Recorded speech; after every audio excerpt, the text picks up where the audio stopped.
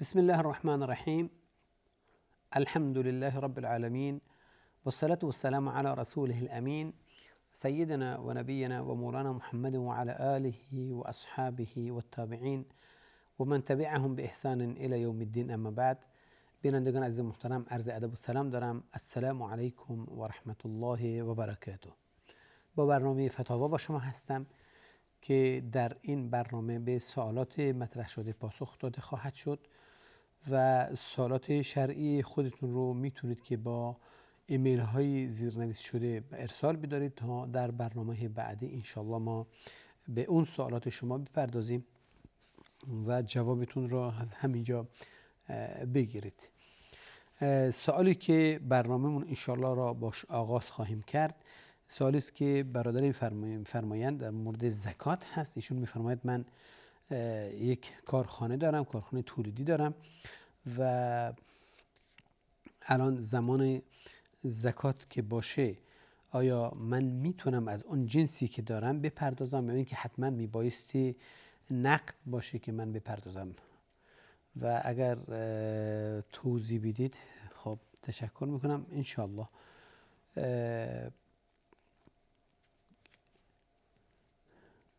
میدونید که در اصل زکات برای اینکه حالا نه فشار بیاد روی مالک و صاحب مال و نه هم ظلم بشه و فقیر فقرا، به اندازه طبعا توان اون چیزی که هست انسان داره و از اون داره در میاره، زکات از همون به هر حال چی اخراج میشه. و همچنان که در توصیه رسول الله صلی الله علیه و هست در زمانی که حضرت معاذ رو به یمن میفرستی، میفرماید که خذ الحب من الحب والشاة من الشاه من الغنم والبعیر من الابل والبقره من البقر. یعنی دونه رو از به حساب گندم رو از گندم یا جو رو از جو اینها بگیر، کسی که جو داره، و گوسفند از کسانی که گوسفند دارن، و همچنین شتر از کسی که گله شتر داره، و همچنین کسی که گله گاو داره میتونه بایستی ازش گاو گرفته بشه. پس شما یعنی شما حق ندارید چون طرف حالا گوسفند داره و شما نیاز به شتر دارید در سفرتون بگید نه خیر من به جای گوسفند شتر میخوام، یا اینکه بلکه هر کسی اون چیزی که داره میبایستی بده تا اینکه به هر حال در تکلف واقع نشه که حالا بخواد بره دنبال بازار در بازار رو بگرده دنبال چیزی که فقیر ازش خوشش بیاد یا نیاز بهش داره بهش بده. در اصل اینه که اون کسی هر چیزی که داره چیکار کنه میده. اما فقها این در این تصمیمات به هر حال در این برنامه‌ها یک تقسیماتی هم دارن. وان اینکه میگه که ببینید اون اموال عینی که وجود دارش اون داره میپردازه، ببینیم اموالی است که درش زکات تعلق میگیره، یعنی از جنس زکات هست که میدن. مثلا گوسفند، خب خود گوسفند زکاتی است دیگه، درسته، و خود گوسفند میدن. شتر همچنین در خود شتر زکات هست که از جنسش میدن. اینطور نیست که بگیم حالا در چیزی که زکات نباشه درش میخوام حالا چیزی بدیم، نه خیر. چیزی که اصنافی است که زکات در اون صنف چیه وجود داره، پس طبیعی است که از همون جنسی که وجود داره چیه زکات گرفته میشه و لازم نیست که به هر حال برن دنبالشو بگیرن. اما بعضی از فقها میگن نه،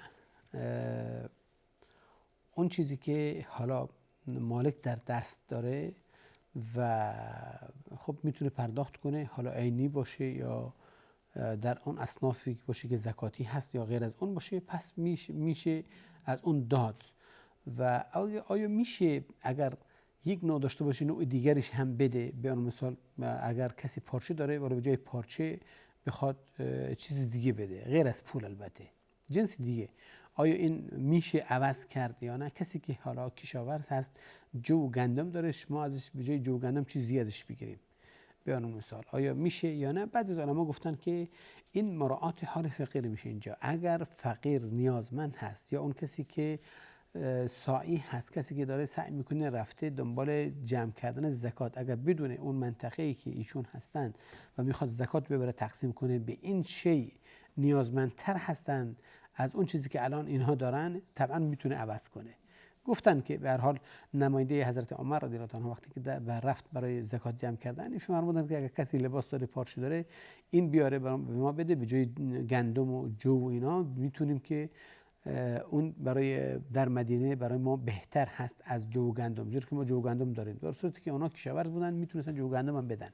به هر حال هرچند که حالا این حدیث در قیل و قالش و مرسل بودنش صحبت هست، اما حد اعلاست و این رو به هر حال توجیه شده و گفتن که درست هست و از این باز استدلال کردن که پس اگر مصلحت فقیر در نظر گرفته بشه و این براش مناسب تر باشه میشه عوض کرد. و فتوای از علمای معاصر هم همینه که اگر افرادهای که تاجر هستن در تجارت دارن، در هر تجارتی دارن، زکات میخوان بدن اما جنس دارن اما نقدینگی ندارن، یعنی که نقدینگی براشون فشار میاره. اگر شما بخواد این مبلغ رو از حسابش بیرون کنه و جنس هم داره بفروش به هر حال نرسونده، هنوز مبدل به قیمت نشده، به پول نشده، جنس مونده تو انبارش، حالا شما میخواید زکات رو به صورت نقدینگی ازش بگیرین، طبعا براش چه فشار میاد و لا یکلف الله نفسا الا وسعها.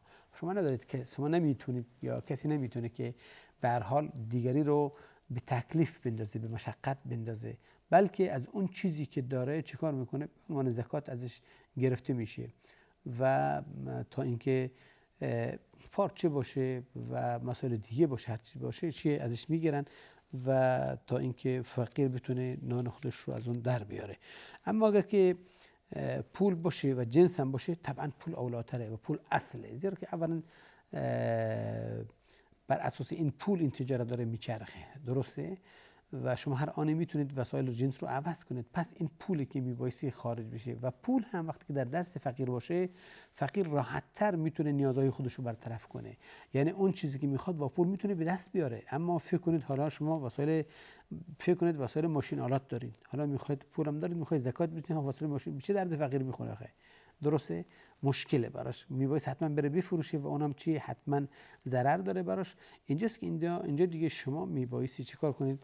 با مراعات حال فقیر این رو اخراج کنید. پس میبایستی چیکار کرد؟ میبایستی اون رو به پول تبدیل کرد و براش خرید و پول رو به تسلیم ایشون کرد. پس این امر جایز نیست مگر اینکه واقعا در مسائل باشه که مصلحت فقیر همراه داشته باشه، مثل لباس، مثل حالا کفش که فقیر شاید نیاز بهش پیدا کنه، اما وسایلی که فقیر بشه اصلا نیاز پیدا نمیکنه، دیگه بگیم که بهتره که بنا به رأی افرادی که میگن درست نیست بگیم که این رأی صحیح تره و اولاتره که پس صحیح نیست و نباید این اموال پرداخت بشه. یه سوال جالب است که برادر میفرماید که حکم نگه داشتن و تربیت کردن سگ خب چیست؟ ما شنیدیم که میگه که هر جا سگ وجود داشته باشه ملائکه فرشتگان داخل اون منزل نمیشن و در صورتی که حالا استثناءاتی هم اومده در حدیث، این چطوری هست؟ ببین بنابرای اون چیز روایت هایی که اومده، طبعا اولا چنانچه شما فرمودید که ملائکه داخل نمیشه، میگه بله در حدیثی است که لا تدخل الملائکه بیتا فیه کلب ولا صورة تماثیل، حدیث طبعا شیخان روایت کردن و متفق علیه هست. و در حدیث دیگر هم میفرماید که من اتخذ کلبا الا استثناء میکنه الا کلب ماشیه او صید او زرع انقضى او انتقض من اجره كل يوم قيراط او قيراطين او كما قال صلی الله علیه وسلم، یعنی کسی که سگ داشته باشه یا سگ رو پرورش بده، به جز سگ برای صید کردن کسی داشته باشه یا برای محافظت از گله و اینها، برای نگهبانی و پاسبانی کردن، به جز این سگ ها دیگه معمولا از اجر و ثوابش کم میشه. بر اساس این احادیث ما میگیم که شاید میشه گفت که در تربیت سگ دو مقصد رعایت میشه. اولا کسی که مقاصدی رو داره رعایت میکنه، دنبال میکنه که شریعت بهش اشاره کرده، مثلا برای نگهبانی منزل، نگهبانی کشاورزی و نگهبان به هر حال گله و یعنی به هر حال اون چیزی که شما بهش نیاز دارید برای پاسبان دادن این امر، اینکه سگ داشته باشین. یعنی به هر حال یک فرد داره ازش استفاده میبره، درسته، داره فایده میرسونه. خب این سگ ها مستثنا هستن و جزء این حکم میگن که چیه قرار نمیگیرن و نه اینکه حالا یعنی اجر انسان کم نمیشه بنا به حدیث دوم چی از اجر انسان کم نمیشه. اما اگر کسی همینطوری بخواد سگ تو خونه داشته باشه، درسته، میخواد بچه‌ها باش بازی کنن، دیگران باش بازی کنن، به هر حال ازش خوشش میاد و میخواد تو خونه باشه، طبعا هیچ مقاصد رو که شریعت بهش اشاره کرده دنبال نمیکنه. میگن که این چیه جایز نیست و این صحیح نیست که در خونه باشه. طبعا فرشتگان وارد نمیشن، اما نه هر فرشته‌ای. ببینید در حدیث که اومده در لا تدخل الملائکه فی بیت فی کلب، میفرماید که نه هر ملائکه‌ای. خب اگر اینطور باشه خب خیلی افراد میگن که ما برای اینکه فرشته مرگ مثلا سراغشون نیاد خب یک سگ میزنن تو خونه دیگه نمیاد. نه چون چیزی نیست آخه. بله، فرشته رحمت اون چیزی که مثلا حالا اضافی بر اون چیزایی که هست. ببین فرشتگان هستن که معمولا بر شما هستن، می نویسن، یادداشت میکنن، خوب و بدی ها رو یادداشت میکنن. این انسان از انسان جدا نمیشه، درسته؟ پس اینا حالا شما هر چی داشته باشین اثری نداره درش. خب سگ باشه یا نباشه اینها چیه کار خودشونو میکنن و فرشته مرگ هر وقتی قرار شده بیاد خب میاد. اما پس سگی که باشه تو خونه یعنی فرشتگانی که فرشتگان رحمت هستند و میان وارد میشن، میگن که وارد نمیشه، یعنی اون برکات نازل نمیشه در اون خونه. حالا بخوایم به تعبیر دیگه بگیم، خب میدونید که سگ هم مستثنا شده، یعنی سگ هایی هستن که اهداف داریم برای نگه داشتنشون دنبال میکنیم و اونایی که ها افرادی که تو سگ داشتن تو خونهشون تو منزل. علما ببین فقها برای نگهبانی منزل گفتن که برای نیاز داشتن یا نیاز داشتن به دو قسمت مردم تقسیم میشن. گروهی هستن که به هر حال صحرانشینن، چادرنشینن، اینا طبعا سگ دارن برای پاس کردن منازلشون و چون در دوردست در صحرا هستن. اما اونایی که تو شهر دارن زندگی میکنن که دیگه نیاز به این چیزها ندارن، پس کسی حق نداره در منزل سگ داشته باشه و تو شهر هم داره زندگی میکنه، بلکه یک نوع ازعاج هست، یک نوع مزاحمت ایجاد کردن، یک نوع ایجاد به هر حال دردسر هست، باعث رعب و وحشت و خوف و اینها میشه برای افرادهای همسایگان اینها دیگه. خب سرصدا میکنه دیگه، درسته؟ اینجاست که گفتن صحیح نیست و درست نیست.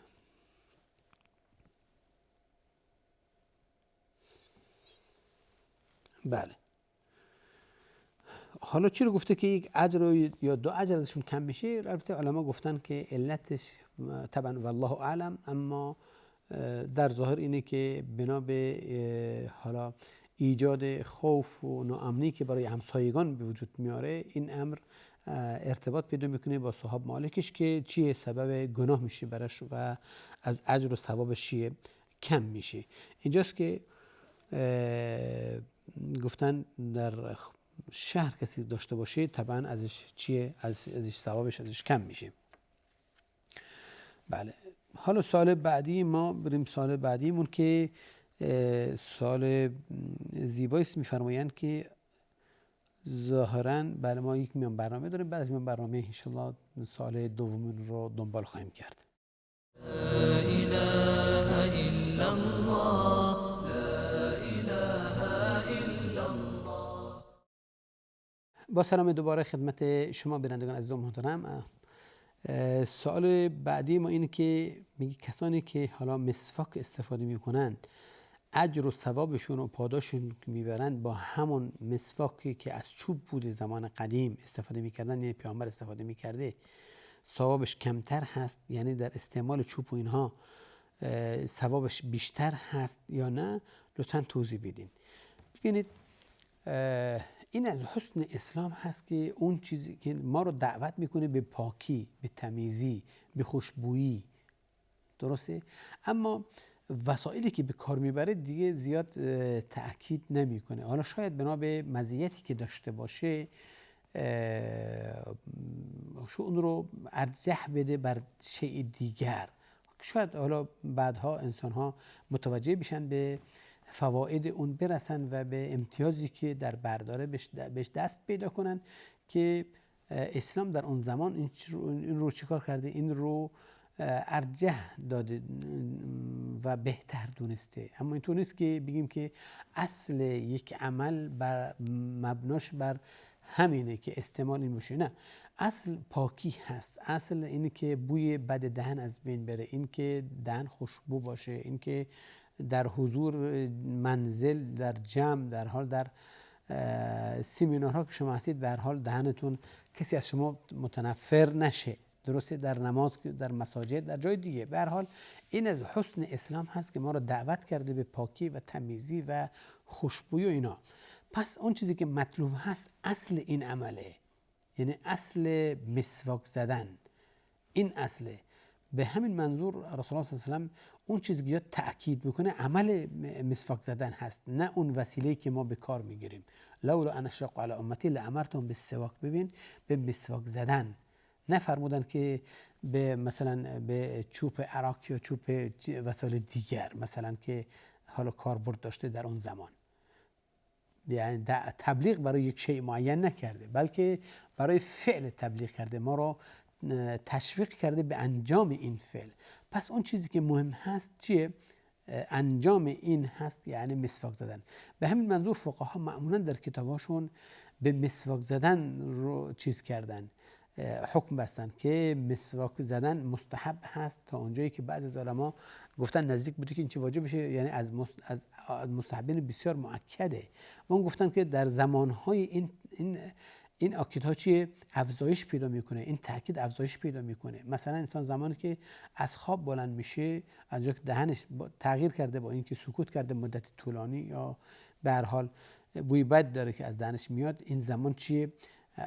فضیلتش خیلی بیشتر. انسان وقتی میخواد وارد نماز بشه همچنین فضیلتش خیلی زیاده، وقتی میخواد قرآن بخونه همچنین، وقتی میخواد با همسرش باشه همچنین، وقتی میخواد حضور پیدا کنه در مجلس جمعی، بله همینطور. رسول الله صلی الله علیه و آله معمولا از مسواک استفاده میکرد و خصوصا وقتی میخواستن حضور پیدا کنن در یک جمعی این استفاده میکردن از سواک و سواک میزدن. رسول الله صلی الله علیه و آله در وصفش ام المؤمنین میفرماید که در منزل اولین چیزی که کار انجام میداد مسواک میزد، صلی الله علیه و سلم. این برای تعلیم امت بود. پس خود عمل مسواک زدن چیه؟ سنت و مستحب است. اما اینکه حالا از چه چیزی باشه، بازم فقها در این باره چیزی رو حقیقتش بی جواب، سوال رو بی پاسخ نگذاشتن. ببین گفتن هر چیزی که این هدف رو برسونه و این مقصد رو بیابه که بوی دهن رو تغییر بده، به عنوان مثال زردی دهان رو از بین ببره، با هر وسیله‌ای که میخواد باشه این سنت به جا میاد.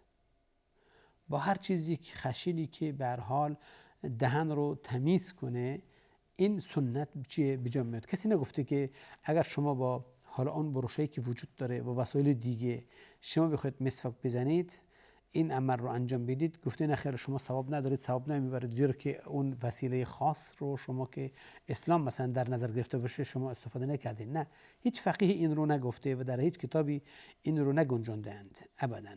بلکه عمل مسواک زدن چیه؟ خودش مستحب است. آیا ثوابش بیشتر هست؟ خود عرض کردم، گفتم نه، ثواب در همون عمل هست. اما ببینید اگر کسی محبتی رو داره، محبت رسول الله صلی الله علیه و آله داره، میگه که من اون چیزی که رسول الله استعمال میکرده، منم بنا به محبتی که دارم به رسول الله صلی الله علیه و آله از اون شیء استفاده میکنم مثلا. اما محکوم نمیکنه که کسی که حالا از اون استفاده نکرده از چیز دیگه استفاده کرده بگیم که نه حالا شما دیگه کمکار هستین، کمکاری کردیم، کم لطفی کردیم در حق دین اسلام و مسائل دیگه، میگه که حالا شما اون اجر نمیبرید. نه، این کار داره. اما کسی که به نام محبتی که داره این کارو بکنه، امیدوارم که طبعا بدون شک به نام محبتش اجرشو میبره و داره، خواهد داشت. اما اینکه بگیم حالا حتما در ذات این بهتره، نه خیر. شاید مزیت هایی در عمل داشته باشه، شاید به اثبات برسه از نظر برداشتی که حالا این چه فوایدی داره برای خود لثه، برای دندان، از جایی که جنسی چوب هست و اون نیست. به عنوان مثال این حالا این از پلاستیک هست، از چیز دیگه شاید ضرر هم داشته باشه، خب بله این بهداشت شاید اثبات کنه و مانعی نداره. اما اینکه بگیم در ثواب این بیشتر این کمتره، چنون چیزی نیست البته.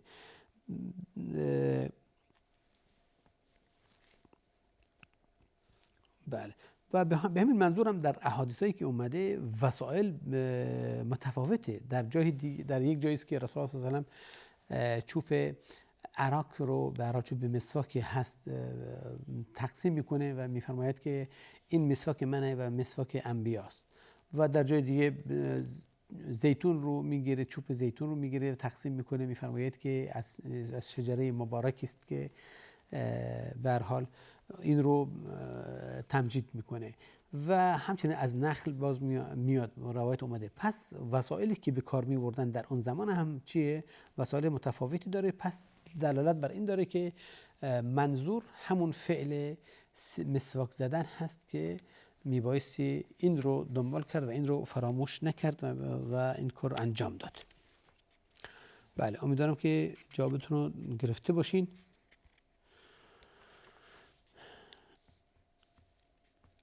یک سوالی است که آیا لباسی که خانمی در اون عادت ماهیانه شده باشه نجس هست که باید شسته بشه؟ قبل از این فکر کنم همین سوال باز اومده بود. البته سوال زیاد میاد، چه از طریق واتساپ و چه از طریق برنامه دیگه و اینا. اون چیزی که مردم میدونید که به هر حال دست و پنجه باش نرم میکنن در اعمال روزشون، بیشتر سوال برشون پیش میاد. حالا شاید هم چندین بار سوال بشه، اما افراد حاشیه مختلفه و مناطقای متفاوت. اولا لباسی که معمولا انسان میپوشه، حالا در هر حالتی که باشه، در حالت جنابت باشه، در حالت پاکی باشه، در حالت عادت ماهیانه باشه، در حالت غیر عادت ماهیانه باشه، لباس حکمی خودش نمیگیره. ببین کسی هم نگفته که انسان وقتی که جنوب باشه حالا نجس هست که در اثر رطوبتی که از بدنش خارج میشه بدنش به لباسش میرسه. به عنوان مثال بگیم که این حالا لباس چیه؟ نجس شده. نه، چنون چیزی نیست. اولا که چنانچه رسول الله صلی الله علیه و آله به حضرت ابو هریره میفرمایند، میگه حضرت ابو هریره وقتی که جنوب بود به هر حال رسول الله رو دید و به هر حال با رسول الله همراهی کردن. بعد ایشون یواشکی که رسول الله مجبور صحبت دادن به هر حال جا خالی کردن و رفتن غسل کردن و سریع برگشتن به مجلس رسول الله صلی الله علیه و سلم. رسول الله فرمودند که کجا بودی؟ بگر شما در رفتی خارج شدی؟ فرمودند یا رسول الله من رفتم غسل زدم و برگشتم. و رسول الله گفتن که دوست نداشتم بدون طهارت با شما باشم. رسول الله خندیدن، یعنی تبسم کردن و دندان مبارکشون پیدا شد و گفتن، فرمودن که سبحان الله، مسلمان که نجس نمیشه. خب یعنی با این حالت اگه برای انسان هم پیش میاد، انسان نیست که در حالت نجاست باشه. نه خیر، نجاست نیست. اولا لباسی که انسان پوشیده و حالا هر حالتی براش پیش بیاد تا زمانی که نجاست بهش نرسه، این لباس پاکه.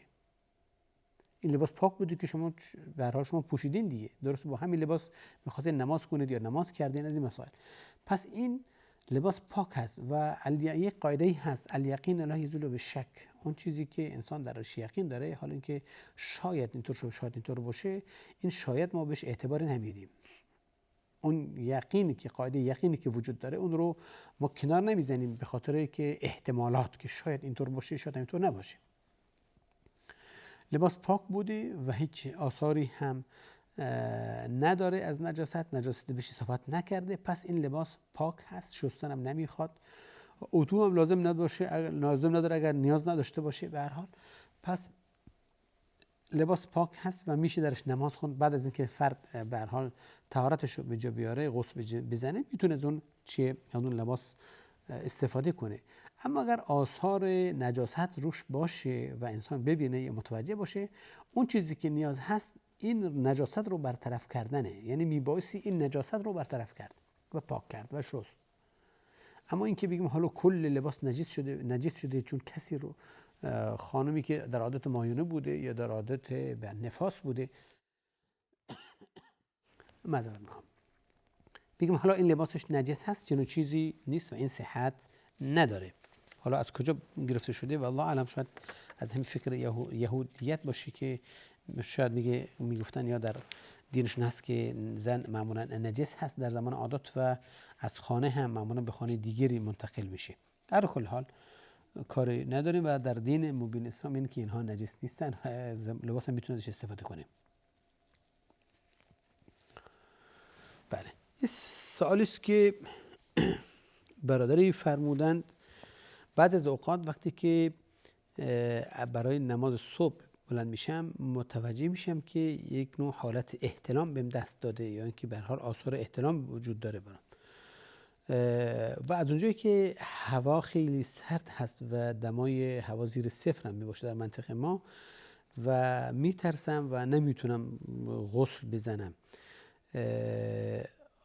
و تیمم میکنم و نمازمو میخونم تا دیر وقتها به هر حال بعدها که هوا خوب شد من غسل میکنم. آیا کار من درست هست یا نه؟ آیا نمازم قضا داره یا نداره؟ میدونید اصل اینه که انسان وقتی میخواد عبادت نماز رو به جا بیاره میبایستی چیه؟ وضو بگیره. یا ایها الذین آمنوا اذا قمتم الى الصلاة فاغسلوا وجوهکم و ایدیکم الى المرافق وامسحوا برؤوسکم و ارجلکم الى الکعبین. این اصل پس چیه؟ طهارت و طهارت گرفتن یعنی وضو گرفتن برای نماز. حالا شاید عواملی و اعذار پیش بیاد که انسان نتونه وضو بگیره و از آب استفاده کنه. مثلا سفر هست، بیماری هست، مشکلات دیگری هست که انسان به هر حال وادار میکنه که از آب چیه؟ دوری بجویه. در همین امر هم خداوند اشاره کرده و استثناء به وجود آورده. فرمودن که و این کنتم جنبا فطهروا، اگر شما جنوب باشید و غسل براتون واجب باشه پس حتما میبایستی چیکار کنید؟ غسل رو به جا بیارید. قبل از وضو میبایستی غسل بزنید برای نماز. درسته؟ کسی که لازم داشته باشه. و بعد میفرماید که و این کنتم مرضى او على سفر او جاء احد منكم من الغائط او لامستم النساء فلم تجدوا ماء فتيمموا. میگه که حال اگر که شما نتونستید از آب استفاده کنید، حالا چی در غسل در وضو، درسته؟ در حال بیمار بودین، در سفر بودین که آب نداشتین، یعنی هم بیماری و هم چیه آب نداشتن جزء اعذار هست. یا اینکه به هر حال یکی وضو نداشت میخواست نمیتونست که به هر حال یکی با غسل براش واجب بود، به هر حال هم برای وضو هم برای غسل میگه که آب رو پیدا نکردید پس تیمم کنید. پس چیکار کنید؟ تیمم کنید به هر حال با خاک پاک و اعضای تیمم هم دیگه بیان میکنه. پس خداوند عزوجل در قرآن بعد از اینکه وجوب کرده وضو گرفتن ها و آب به کار بردن استثناء کرده که اگر آب نباشه و بیمار باشین و نتونستین استفاده ببرین پس چیکار کنید؟ تیمم کنید. ظاهرا ما میان برنامه داریم، پس میان برنامه مطلبمون رو ان شاء الله دنبال خواهیم کرد. لا اله الا الله لا اله الا الله. با سلام مجدد خدمت شما بینندگان عزیز محترم برمیگردیم به سوالی که مطرح شده بود و آن درباره به هر حال تیمم کردن برای برادری که فرموده بودند من به هر حال قبل از فجر نمیتونم، شاید در اثر سردی هوا میگه که نمیتونم وضو بگیرم یا که فکر کنم مریض بشم اینجا من تیمم میکنم، آیا درست هست یا نیست؟ و همچنین سوال دومی چون که نماز قضا داره یا قضا نداره. به هر حال صحبت شد و گفتیم که در جایی که انسان تیمم میکنه قرآن بیان کرده محلی که انسان نتونه آب استفاده کنه، یعنی بیمار باشه، این کنتم مرضى بیمار باشه، یا اینکه کنتم علی سفر او یا اینکه در سفر باشین و آبی بهش دسترسی نداشته باشین. اما در شهر شما بلند شدین و آب هم هست و مریض هم نیستین، اما اینکه شاید مریض بشین از استفاده کردن، آیا میتونه تیمم کنید یا نه؟ و در صورتی که دمای به هر حال هواتون هم زیر صفر هست، چنانچه خودتون اشاره فرمودین، پس نمیدونم. معمولا من فکر کنم که در شهر وسایل گرم کننده وجود داره، حالا آب گرم کن هست یا وسایل دیگری که بتونید آب رو گرم کنید برای خودتون رو تا اینکه این فر رو انجام بدید. اگر شما قصد این که مسجد نماز جماعت برسید شاید نرسید، اگه بخواید آب گرم کنید بخواید تیمم کنید بعد ببینید که نه خیر کارتون اشتباه است و شما حق ندارید به خاطر جماعت. کسی نگفته که حالا شما باید تیمم کنید نه، این نما رو ببینید. شما زمانی که بلند شدید قصد مشارکت در نماز جماعت داشتید، طبعا حالا عواملی موانعی پیش اومده که نتونستید مشارکت کنید و شما مشغول شدید برای رفع این موانع اما نرسیدید، خب براتون اجرتون محفوظ هست ان شاء الله تبارک و تعالی. درستین؟ من هم به حسنتین هست دیگه، طبق این حدیث دیگه. شما قصد یک حسنه که کردین و انجام نتونستین بدین و طبعا براتون ثواب کاملش چیه؟ نوشته خواهد شد. اما اینکه نه میخواد تو نماز بخونید اما خوابتون میاد و آب سرد هست، خوابتون به هر حال میخواد مشغول گرم کردن آب بشید، پس کار شما درست نیست. حتما میبایستی اول آبتون رو به هر حال آب گرم کنید و با آب گرم این موانع رو از بین ببرید و نمازتون رو شروع کنید. این رأی علماست که به مجرد سرد بودن آب یا هوا یک عذر برای تیمم کردن نیست، بلکه واجب شماست. گفتن که واجب شماست که چیکار کنید؟ آب گرم به هر حال پیدا کنید، آب رو گرم کنید و اگر در محلی هستین که خودتون میدونید آب گرم کن ندارید و وسیله گرم کردن هم ندارید، به هر حال هیزم ها که دیگه بیرون هست، سرد هست، آتش نمیگیره، نمیشه به هر حال کاری کرد. حالا دیگه یه هر چیزی از هر نظر شما مایوس هستین، شما اینجا میتونید چیکار کنید؟ تیمم کنید و مانعی هم نداره. اما نمازتون میبایستی قضا بشه یا قضا نشه، میگه که اگر به اون صورت بود که شما برای نماز جماعت این کار کردید و شما سستی به خرج دادید و آب رو گرم نکردید و به این صورت طبعا علما گفتن که شما حتما میبایستی چی نمازتون قضا کنید. اما اگر شما داشتین مشغول بودین و یعنی که در سفر بودین و به نه آب گرم کن دسترسی داشتید نه وسایل گرم کننده ای و همچنین هیچ چیزی که شما بتونید با آب رو گرم کنید و غسل بزنید وجود نداشت براتون، خب در این صورت شما نمازتون که با تیمم کنید درست هست و این تیمم در اصل با همون در جای حقیقی خودش بوده و قضایی هم نداره. پس یک شاید تنبیهی باشه و آن کسانی که با تیمم نماز بخونن در شهر هستن، آب قطع شده باشه، آب سرد باشه، به مجرد این که نماز خوندن دیگه فکر کنن یا تیمم کردن فکر کنن که دیگه یا تیمم برای رفع جنابت هم که باشه میگن که حالا دیگه چون تیمم کردیم غسل واجب نمیشه. چون چیزی نیست، غسل واجب هست هر زمانی که آب فراهم بشه و شما توان غسل کردن داشته باشین براتون چی هست؟ براتون واجبی که به هر حال این رو برطرف کنید. بله. یک سال بعدی که فکر کنم همین شبیهش یا ما داشتیم این که آیا سگ نجس هست یا نه، یعنی اگر کسی به اون دست زد میبایستی حتما بشورد. اون درباره نگهداری سگ بود، اما این الان درباره نجاستش هست یا فقط دهان آن.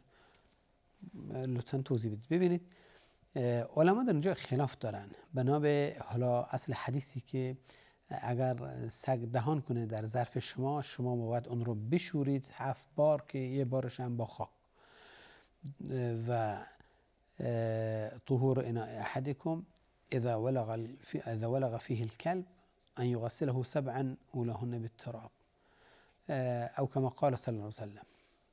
یعنی اگر سگ دهن کرد در ظرفی که از شما، پاکش اینه که شما 7 بار اون رو بشورید، یه بارم با خاک باشه. از این که دهن کرد و 7 بار شسته بشه و یه بارم با خاک باشه، بعضی از علما شدت نجاستش رو در نظر گرفتن، گفتن که خب این با دهنش ذکر کرده و طبیعی است که معمولا بدن خودش رو لیس میزنه با زبانش، یعنی اینکه خود بدن سگ کلا چیه؟ نجسه. این مذهب شافعی است. بعد در مذهب شافعی کلا سگ نجس هست، حال رطوبت داشته باشه، رطوبت نداشته باشه، بدنش خشک باشه و کسی اگر به هر حال اون بهش دست بزنه حتما میبایستی دستش بشوره، اما 7 مرتبه نه 7 بار، بلکه به هر حال دستش رو میبایستی بشوره، لباسش رو میبایستی بشوره. این مذهب شافعی است. 7 بار زمانی است که سگ دهن کرده باشه، یعنی ظرفی که ازش آب خورده باشه، این 7 بار شسته میشه. اما بعضی از علما مثلا امام مالک رحمه الله اصلا سگ رو نجس نمیدونه، مانعی نداره، درست، حتی حالا دهنش هم نجس نیست، میگه فقط به مجرد زبون زدن در آب ظرف میبایستی 7 بار شسته بشه، چنانچه حدیث است. این دلالت بر نجاست خود سگ گفته نداره. حالا علتاش شاید علت بهداشتی باشه مثلا. امام مالک میفرمایند پس نمیشه گفت که، زیرا هیچ اصلی بر نجس بودن نیست. اینکه سگ حالا در منزل فرشته نمیاد بازم دلالت بر نجاستش نمیکنه. میگن و در مذهب امام ابو حنیفه رحمه الله میفرماید که نه، سگ نجس نیست، اما آب دهنش نجسه. درسته؟ آب دهنش نجسه، چنانچه در حدیث اومده که 7 بار باید شسته بشه. به هر حال این خلافی است که در بین علما وجود داره که آیا وجود سگ نجس هست یا نه. نظر شافعی کلا میگه نجسه، مالک میگه کلا نجس نیست. مثلا امام ابو حنیفه رحمه الله میگه ریقش هست، که معمولا اهل حدیث و بزرگان و از معاصرین معمولا رأی امام ابو حنیفه رحمه الله رو ترجیح دادن و آن اینکه گفتن هیچ دلیلی وجود نداره برای اینکه بگیم نجس هست، زیرا که حکم کردن بر یک چیزی اصل در اشیاء این که چیه پاک هستن تا اینکه یک دلیل وارد بشه.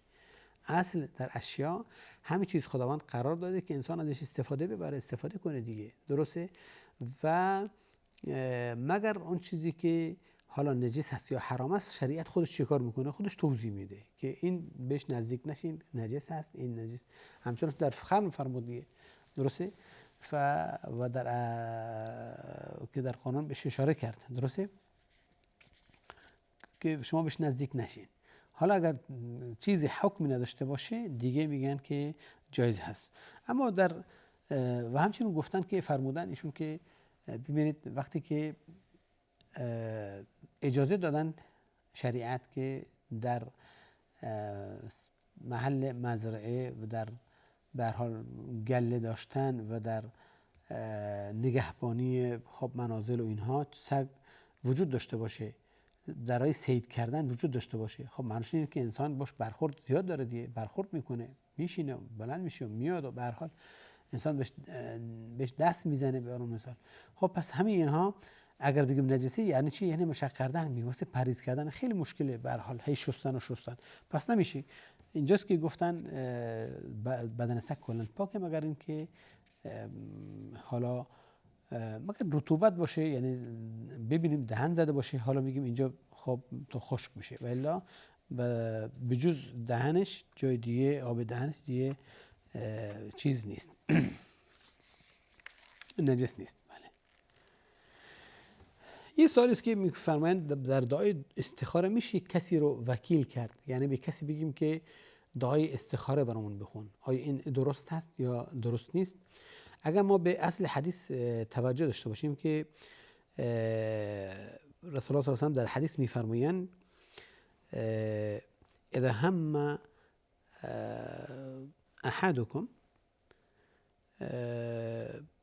یعنی اگر یکی از شما قصد یک کار رو بکنه، فلیرکع رکعتین، پس 2 رکعت نماز بخونه، فلیدعو، پس دیگه دعا کنه به این دعای استخاره. و دعای استخاره رسول الله صلی الله علیه و سلم در بعض اصحاب میفرمایند که کان یعلمنا، رسول الله صلی الله علیه و سلم دعای استخاره به ما یاد میداد همچنان که نماز به ما یاد میداد. برداشت بعضی از علما بر اینه که میفرمایند که اذا هم لاحدکم، یا اگر که چیز وارد شد برای کسی از شما یک کاری میخواد انجام بده، فلیرکع، پس میبایستی 2 رکعت نماز بخونه. این برداشت اینه که معمولا استخاره انسان خودش برای خودش انجام میده، یعنی نه که کسی دیگه باید براش انجام بده. مثلا کسی نماز میخواد، حالا نمازی انجام نداده میخواد نماز بخونه، پس این خودش است که نمازشو میخونه، نه کسی دیگه باید به جاش نماز بخونه. این گروه از علما اجازه ندادن که کسی رو بخواد به جای کسی دیگه نماز استخاره بخونه، چرا که استخاره کردن یعنی نماز خیر، یعنی طلب خیر، یعنی اینکه خداوند توفیق بده بهش کاری رو براش تقدیر کنه که به نفعش باشه در دنیا و آخرت. و اون چیزی که به ضررش باشه ازش چیه؟ ازش منصرفش کنه. این در اصل میگن که طلب استخاره و حکمش هم حکم چیه؟ سنته، مستحبه. چنانکه که میگم در حدیث اومد که رسول الله میگه کان یعلمنا، جابر میفرمایند که کان یعلمنا رسول الله صلی الله علیه و آله الاستخاره او دعاء استخاره. درسته؟ او الاستخاره. بعضی از علما در مقابل این گروه هستن فرمایند که ببینید هر کس میتونه به کمک کنه برادر دینیش، پس میباید چیکار کنه؟ کمکش کنه. ایشون از شما خواستن استخاره کنید، خارج نیست که از شما خواستن یعنی دعا کنید برام، به عنوان مثال. خب این که ممنون است. شما از برادری بخواهید که براتون دعای خیر کنه، دعای توفیق بکنه برای خداوند، پیش خداوند تا خدا میتونه توفیق بده در این امر، مثلا موفقیت حاصل کنید. این که ممنون است. درسته؟ پس اگه شما از برادران بخواید که طلب خیر کن برای من از خداوند عزوجل، و ایشون هم برای اون چیزی که هست حالا دعا میکنه براش، یا نماز میخونه، یا بعد از هر نماز خودش براش دعا میکنه، جایزه، مانی نداره. صحیح است.